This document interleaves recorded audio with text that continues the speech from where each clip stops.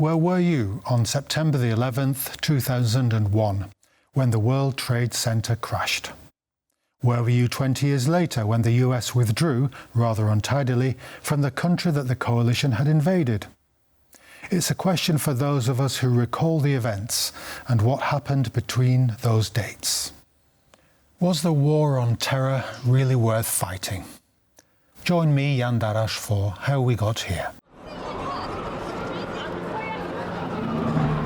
23 years after the tragic events of September 11, 2001, the global war on terror continues to evolve. Despite significant efforts to combat terrorism, groups like ISIS and Al-Qaeda remain active and have even expanded their influence in various regions around the world.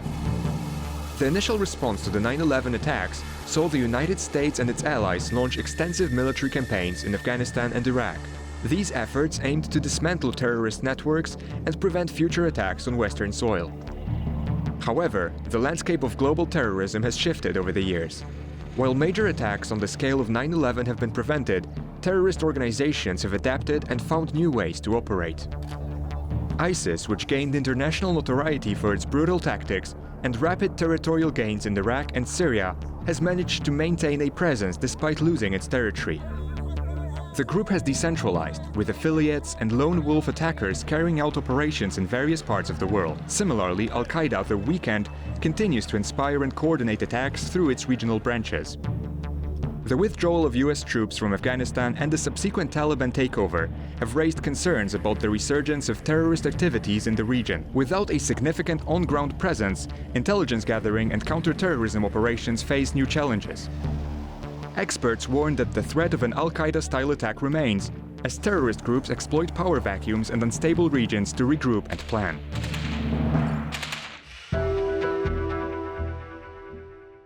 I'm delighted to be joined by retired Colonel Ray Wójcik, former military attaché here in Warsaw. Welcome once more to the programme. Great to be here. The 9/11, the World Trade Center collapsing, is one of those pivotal moments in our imaginations and recollections of the start of the 21st century. It's one of these questions, where were you on that day? I mean, I was back home in Bolton and watched the horror unfurl. Can I ask you a personal question? Where were you 9/11, 11th of September 2001? I was in the middle of America at our staff college. I had just arrived there a few months before from Washington, D.C. My job in Washington, D.C. just a few months before included going to the Pentagon quite often. It was outside of the Pentagon, but normally I was in the Pentagon a few days a week. So some of the people that died in the Pentagon I actually knew. And so to watch... We need to remember that as well, don't we? Yeah, so to watch this unfold in a classroom setting, because it happened, classes all of a sudden were canceled, and we're all students, military students, watching this unfold. The trade tower, film clips are starting to be replayed.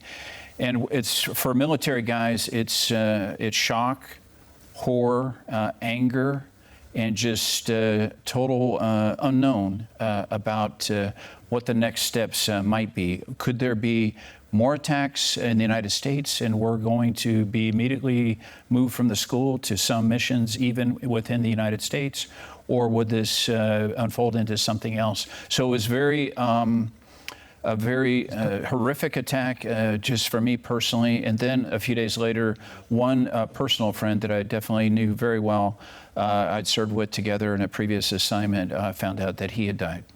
And what impact did it have on the military? You as military men, did you feel that you were being attacked in the style of Pearl Harbor, for example? Mm-hmm. An unprovoked a declaration of war. What was going through your mind that the United States had in fact had war declared upon it? Right. Well, without having, been around for Pearl Harbor, it seemed to me that we were going through a moment just like that. As you said, pivotal historical moment for the United States. And to just imagine, how were we going to get this enemy, new type of enemy that is elusive and proven elusive, because look how many years it took to get, for example, Osama bin Laden after 9/11. So yeah, us as military guys, we're discussing what's going to be the next steps. We're conjecturing, will we be deployed out of here immediately to a unit or sent to a unit in the United States to prepare for more attacks here. So a lot of unknowns, but a lot of anger on our part, but ready to go to defend the United States of America. Did you know who you would have been fighting? No, Did you know your enemy? I mean, we knew who the enemy was pretty quickly, but did the United States and the intelligence community, and then guys like me, did we know Al-Qaeda, their goals, and the other actors involved, eventually the Taliban, and how we were going to have to prosecute that war? Once the war unfolded in Afghanistan, that's the first of the two major counterterrorism wars, it became more clear who the enemy was. But what happened in Iraq and Afghanistan for the United States was clarity of mission early on, what we needed to do, but what happened after was unclear, because we stepped into different areas of nation building and trying to create democratic systems, and we're actually facing just a determined insurgency for many years, and then the inability to depart and leave something like a democratic institution behind. Was the United States fighting the wrong war in the wrong sort of way? You mentioned the Iraq and Afghanistan, very swift destruction of the training camps in Afghanistan, for example. Did the American psyche link Al-Qaeda to these two countries, these two centers, Saddam Hussein's Iraq, the Taliban-controlled Afghanistan? Was that a correct connection to make? It was a correct connection for sure to make with Afghanistan, because we knew the Taliban, and we knew that Al-Qaeda was operating, and we knew the Taliban was sheltering them and providing them comfort and aid. So we knew we had to go to Afghanistan. Afghanistan was a much clearer mission from the beginning. What unfolded in Iraq was not so clear. I can remember in a summer period before the Iraq War, back in the Pentagon, questions arising about how do we do more research to figure out what's going on with weapons of mass destruction in Iraq. And as we learned later, especially the nuclear type of threat that was concerned, was unclear, and the war in Iraq distracted us ultimately from what had to get done in Afghanistan. And then when you look at the after effects of Afghanistan and now Iraq, you can see that the results are poor to mixed at best, and certainly with Afghanistan, with the Taliban takeover. But I should highlight one thing, though. In Afghanistan, the importance of working with our allies in the Northern Alliance. From the very beginning, our special forces were there working with them. And then our allies going back to 9/11. I mean, that is the most significant thing you can talk about when you talk about why the Transatlantic Alliance and community Article 5 was activated. Article 5 was activated. First time ever in history for America. Nobody would have ever thought we would be invoking Article 5 for the United States, but the Allies did that. One of the other images I remember from that time was a quiz program or a question program on the BBC, and the American ambassador was reduced to tears when faced with the anti-American hostility from a British audience. Mm-hmm. So there was a tremendous anti-American, or seemed to be a tremendous anti-American feeling, not just in the West but in the Middle East. And how did that impact at all on American policy, or did America just was able to ride over that? Yeah, I think there was a lot of determination, let's say, in the Pentagon and the President Bush period to prosecute these wars.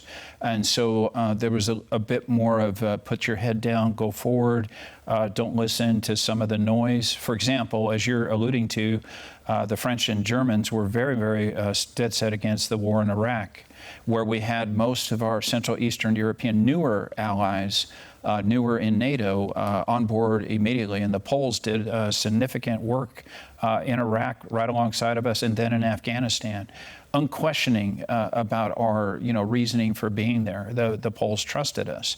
The Germans and French less so. And the question today is, were the Germans and the French in their holding back in their support of us?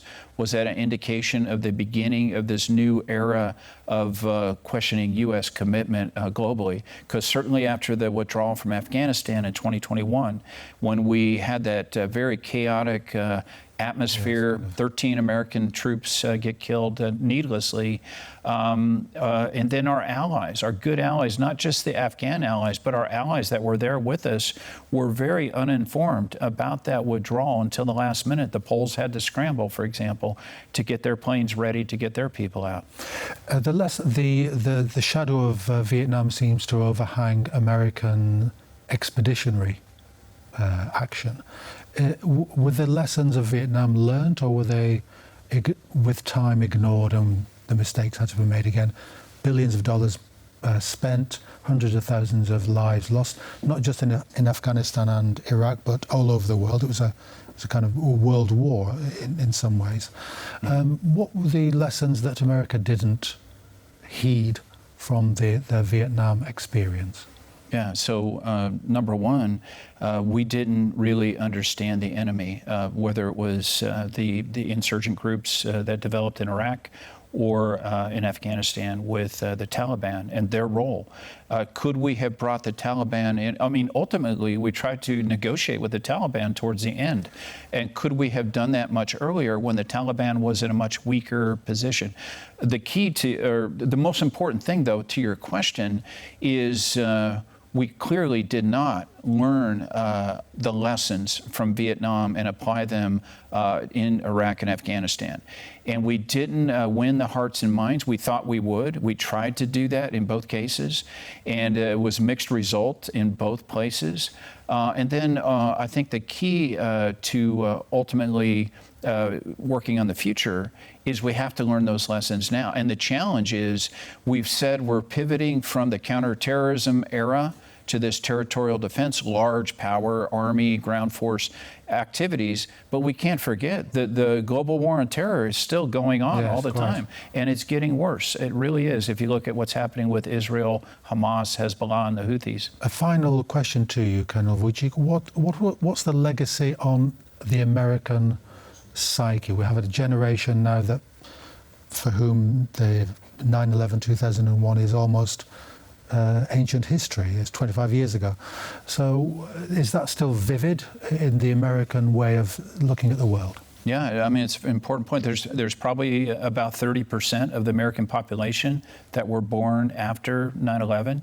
So they have to be schooled, like I was schooled, about what happened in World War II and what was going on as a little child in Vietnam.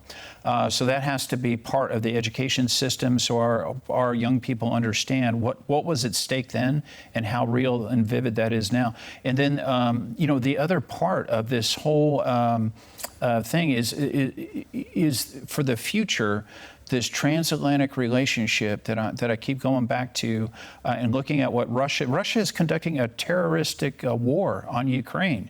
So the idea that the global war on terror is going on at some low level in the Middle East, it's going on right here in Europe. Yes. So we have to be able to fight it territorially and in a sort of hybrid anti-terrorist mode. Yeah. Those are part of the lessons. And the last part, in Congress today, there was a big period where in the 90s, all our World War II veterans that were part of this system in the government and the Congress were dying or leaving, retiring. And we had a gap in understanding of military requirements within Congress. That has changed dramatically. So we have dozens and dozens of veterans now serving and that helps. They have an understanding of the failures and what needs to what has to happen to shape the future. When the bullets start flying. Yeah. Colonel Wójcik, thanks once again for coming onto the program. Great to be here.